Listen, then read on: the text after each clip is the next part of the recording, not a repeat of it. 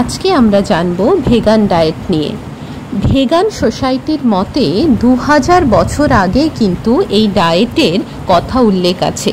তবে 500 খ্রিস্টপূর্বাব্দের প্রথমের দিকে গ্রিক দার্শনিক ও গণিতবিদ পিথাগোরাস প্রথম সমস্ত জাতির মধ্যে এই ডায়েটের প্রচার করেছিলেন। ভেগান ডায়েট বলতে আমরা বুঝি সকল প্রাণীজাত খাদ্য পরিত্যাগ করা, এমনকি মধু পর্যন্ত তারা খায় না, শুধুমাত্র উদ্ভিদ এবং উদ্ভিদজাত প্রোডাক্টের ওপরই তারা কিন্তু একেবারে কনসেন্ট্রেট করে। তাহলে আমরা বলতে পারি যে নিরামিষভোজীরা কিন্তু ভেগান নয়, কারণ অনেক নিরামিষভোজী আছে তারা দুধ বা দুগ্ধজাত খাবার কিন্তু গ্রহণ করে, কিন্তু ভেগানরা সম্পূর্ণভাবে প্রাণীজ প্রোডাক্ট পরিত্যাগ করে।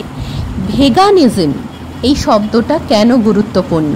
না, ভেগানিজমের লক্ষ্য হলো পশুদের কষ্ট কমানো এবং পশুর থেকে তৈরি যে কোনো প্রোডাক্ট এড়িয়ে চলা, যাতে তাদের প্রতি সহানুভূতিশীল হওয়া যায়। এটার জন্যই ভেগানিজম এই শব্দের উৎপত্তি। এবার আমরা জানা দরকার যে ভেগান ডায়েট কতটা স্বাস্থ্যকর। না, প্রথমেই যে জিনিসটা আমরা দেখতে পাই, যারা ভেগান তাদের ক্ষেত্রে কিন্তু ওজন কিন্তু নিয়ন্ত্রণে থাকে। কোলেস্টেরলের মাত্রা কমিয়ে হৃদরোগের ঝুঁকি কম হচ্ছে, এটা কিন্তু রিসার্চে প্রমাণিত। ক্যান্সার হওয়ার প্রবণতা কমছে যারা এই ডায়েটে নিয়মিত আছে, বিশেষ করে colon cancer, breast cancer, uterine ক্যান্সারের মতো মারণ ব্যাধি।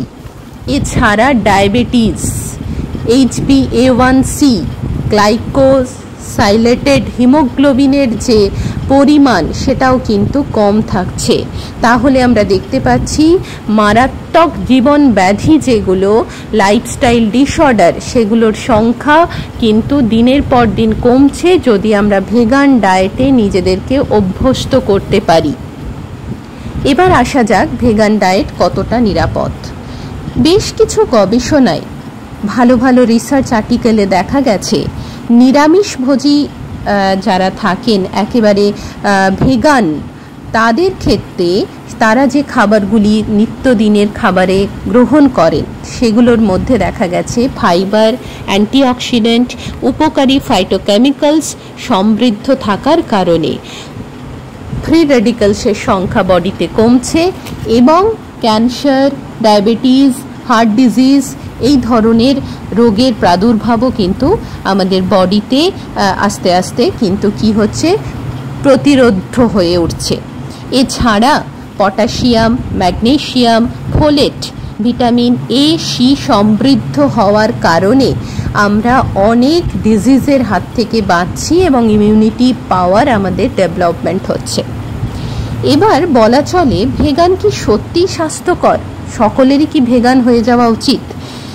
একেবারে বলা চলে যে সঠিকভাবে যদি আমরা ভেগান ডায়েটকে নিজেদের গ্রহণ করতে পারি বা পরিকল্পনা মাফিক কোনো বিশেষজ্ঞ ডায়েটিশিয়ানদের পরামর্শ মেনে যদি আমরা চলি, তাহলে কিন্তু করা যেতেই পারে।